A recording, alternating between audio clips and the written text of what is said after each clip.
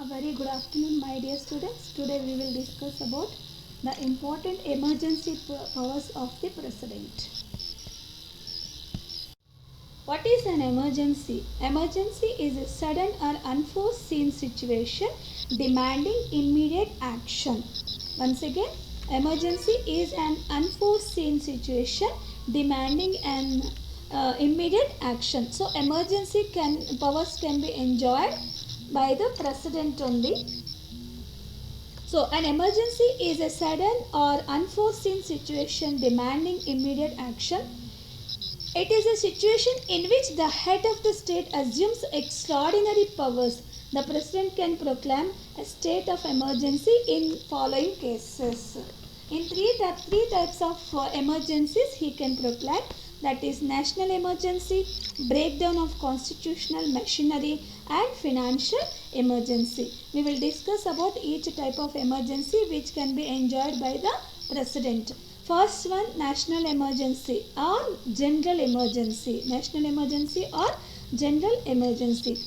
There is a danger of foreign aggression or danger to the peace and security of the country because of a civil war, insurgency, or any other such cause, the President can proclaim national or general emergency. Once again, when can the President proclaim the national emergency or general emergency? If there is a danger of foreign aggression or danger to the peace and security of the country because of civil war, or civil war is nothing but within the country, if there is any civil war, or if there is danger of emergency due to the foreign aggression, in such cases the President can declare national or general emergency. Under which circumstances he can feel that it is required. So the circumstances we will discuss. If the President is satisfied that a grave emergency exists whereby the security of India or any part of its territory is threatened either by war or by external aggressions or armed rebellion, he may proclaim an emergency. The President cannot issue such a proclamation unless he has approval in writing of the Union Cabinet. Very important part of the Council of Ministers, the Union Cabinet. About the Union Cabinet we will discuss in the next chapter. Anyhow, he has to get the approval in writing by the Union Cabinet, and as well as he can proclaim national or general emergency if he is satisfied that a grave emergency exists whereby the security of India or any small part of India or its territory is threatened either by war or by external aggressions or armed rebellion. He may proclaim on the spot national emergency. What is the duration of this national emergency? Very important. Only just one sentence is enough, my dear students. One or two sentences. Every proclamation of emergency must be approved by both the houses of the parliament within 1 month by special majority. That is more than 2/3 majority, by a majority of the total membership of the house and a majority of not less than 2/3 of the members present and voting. It cannot remain in operation for more than 6 months at a time. So its duration you can mention as just 6 months. So what is the duration? It has to get, the proclamation of emergency must be approved by both the houses of the parliament within 1 month. It must be approved within 1 month. Okay, and it cannot be take time more than, it cannot remain in operation for more than 6 months. This is the duration. And what are the effects of general emergency? If the President proclaimed national emergency or general emergency, what will be the effects in the country? On the spot he is proclaiming emergency, right? A sudden or unforeseen situation demanding immediate action he will take. So what will be the effects in the country? First one, very important effect is fundamental rights will be suspended. In such, if national or general emergency is proclaimed, as a citizen we can't argue with the fundamental rights. The most important effect of a general emergency is that the exercise of the fundamental rights is partially or wholly suspended. That is enough. Okay, another effect, center state relationship. The country has to forego or it has to give up its federal spirit. As we studied in the first chapter of civics, what is meant by federal setup of government? Federal setup of government means there will be two types of governments, each will have their own powers to enjoy, right? So to govern, that is state government as well central government, as well as central government will have their own powers to be enjoyed. So they will have their own powers. So here this will be given up. The country has to forego or give up its federal spirit as the states are obliged to carry out the instructions of the center. All the states also at that time they have to follow according to the emergency, they have to follow the center on the instructions of the center due to the emergency. Next, third impact or effect, finances. The center is empowered to suspend the financial provisions of the constitution. Matters such as the distribution of revenues between the center and states and the salaries of MPs may be altered. Next, fourth effect, union and state legislatures. During emergency, the term of the Lok Sabha may be extended for a period of 1 year at a time.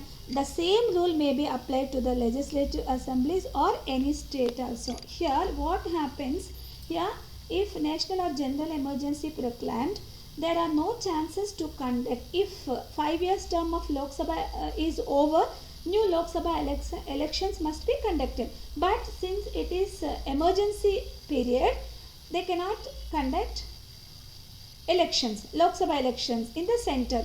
In the same way, it is followed by the states also cannot conduct legislative assembly elections also. So they may extend for 1 more year the period of Lok Sabha as well as state legislative assemblies. These are all effects of the national or general emergency.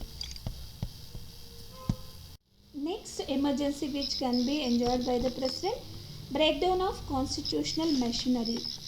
So under which circumstances this emergency can be done? Circumstances if the president on receipt of a report from the governor or otherwise it is satisfied that the governance of a state cannot be carried on in accordance with the provisions of the constitution, then he may declare an emergency in the state. I will give you a simple explanation about this. If the president receives any receipt from the governor of any state that by saying that the state is not following the according to the constitution, that means the ruling party, the state government which is ruling at that time is not going according to the constitution, he can give a report to the president according to take any action. Or else the president itself feels that if the state government, any of the state government is not following the constitutional is not following the provisions of the constitution, if he himself feels that, he may declare an emergency in the state. This is known as state emergency or breakdown of constitutional machinery also. Then this is called as president's rule because the president may assume to himself all or any of the functions of the government of the state. Here who rules here?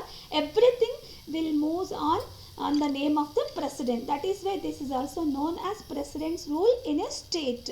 Once again, either the governor of the state gives any receipt or a report to the president by saying that the state government is not going on according to the provisions of the constitution, or else the president, he or she himself feels that the state government is not following the provisions of the constitution, they can declare state emergency or by saying that breakdown of constitutional machinery. So what is the duration of this state emergency? Means the duration of such an emergency is just 2 months.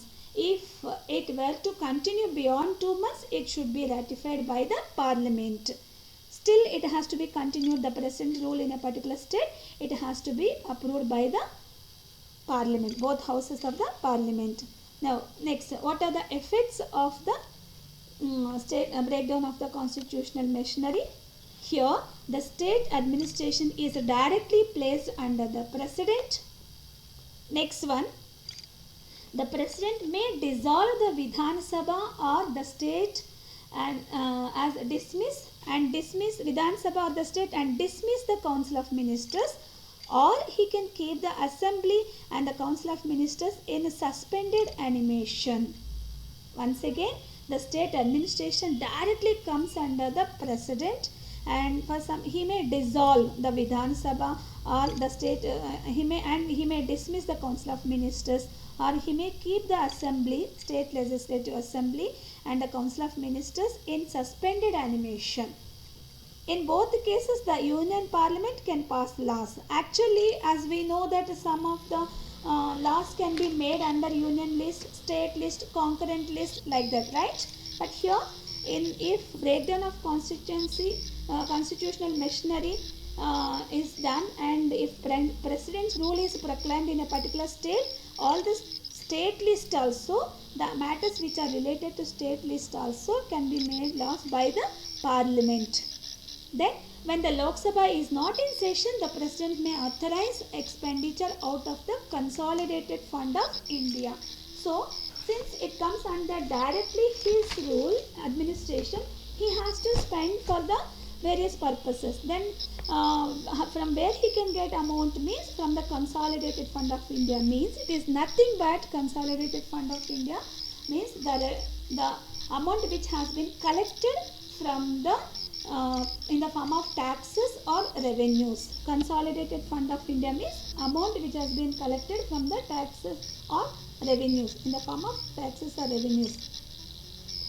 Next effect, the president may suspend the provision of the constitution relating to any authority of the state except those relating to high courts. These are the 4 effects of breakdown of constitutional emergency. Next, third one, financial emergency. Under which circumstances he can proclaim the financial emergency?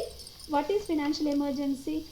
If a setback to the financial stability or credit feasibility of the country is likely to occur or has occurred, already occurred. Once again, a setback to financial stability. To set back the financial stability in a country or credit feasibility of the country is likely to occur, or it already has occurred, any financial stability or feasibility already occurred, or it is going to be occurred. In such cases, the president can announce the financial emergency. So, under which circumstances, if the president is satisfied that a situation has arisen whereby the financial stability or credit of the nation is threatened, he can declare a financial emergency. What is the duration of this such emergency? Such a proclamation has to be laid before both houses of parliament and is valid for 2 months unless it is approved by resolutions of both houses of the parliament. Next, what are the effects of this financial emergency? The president may appoint a finance commission to suggest methods to get out of the financial crisis on the spot. He can appoint a new finance commission to suggest the methods to get out of the financial crisis, and the president can reduce the salaries and allowances of all or any class of persons, and all money bills passed by the Lok Sabha are to be submitted to the president for his or her concern during this period, and the president can issue instructions to the states in regard to the utilization of funds. He may give instructions to the states with regard to the utilization of funds. The president may order the states to submit the money bills to him for his assent. During the financial crisis only, during the financial emergency only, he will do all these things. But other normal periods, the money bills which are related to the states need not to be submitted to the president. But during the financial emergency, they have to be submitted to the president for his assent. These are the effects of financial emergency. Three types of emergency. Then what, under which circumstances he can announce, and what is their duration, as well as what are the effects. Please do learn.